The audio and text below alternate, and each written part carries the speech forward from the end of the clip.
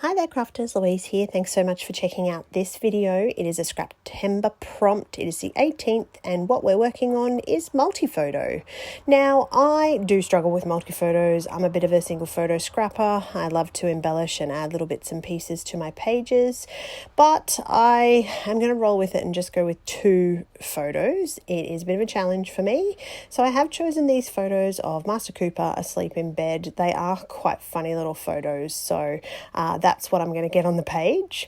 I decided to mount them on black just straight side by side. I felt like they could have overlapped, but because they were the same size, I think this really gives a nice background. It's almost like a border within a border. Now, this particular collection is actually all about the home, and I had sort of purchased it a while ago but hadn't really used too much of it because I felt like it didn't really suit my scrapbooking style. But in the promise of Scraptember, I am adding stash busting, lots of photos and elements from my collection. So huge thank you to the Scrappy Sisters for the inspiration, and thank you for checking out these videos.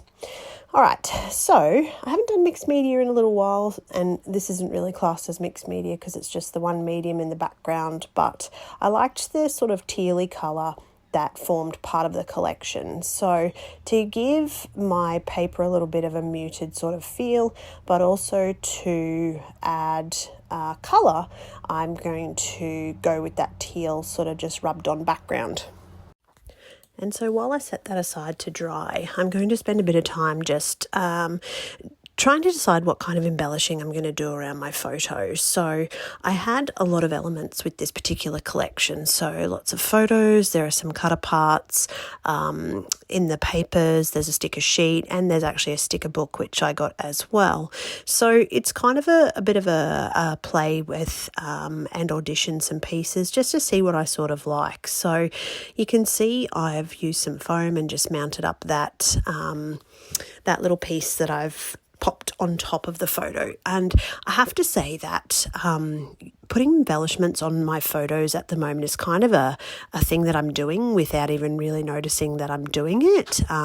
For a little while there, I was really making sure that I was embellishing around my photos and sort of keeping my clusters separate and off to the side. But I don't know, there's something at the moment that has me really enjoying tucking my embellishments just over parts of the photo. So, I mean, I'm still, as you can see, going to tuck them in behind as well.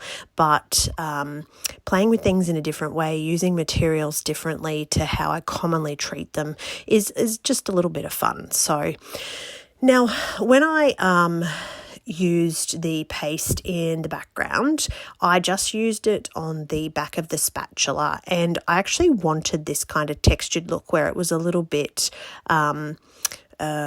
muted off to the side, so a few little extra pieces, and it dries super quickly. So it, in the time it took me to put my embellishments together, I picked it up again and that paste had dried. Now to form my visual triangle, and just because I have this thing where I like to have either a separate cluster from my main area of focus, or I like to have some kind of border around the outside of the page. So for this one, I didn't necessarily want a border. I had a lot going on already with that upper section. So I just painted another paste, and you could do this with pattern paper if you wanted to, but I've just taken some white cardstock and put some of that paste on it to tuck into that little torn section at the bottom.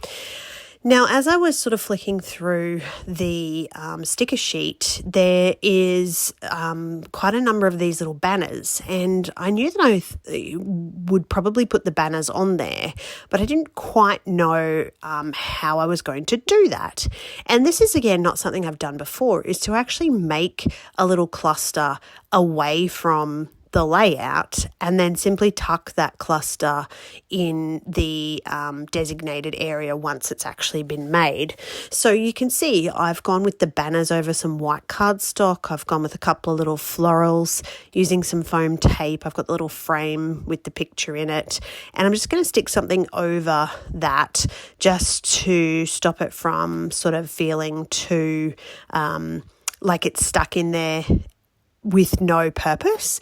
And I think that little extra bit of cluster off to the right was super easy to put together and very effective in sort of embellishing without going too far over the top.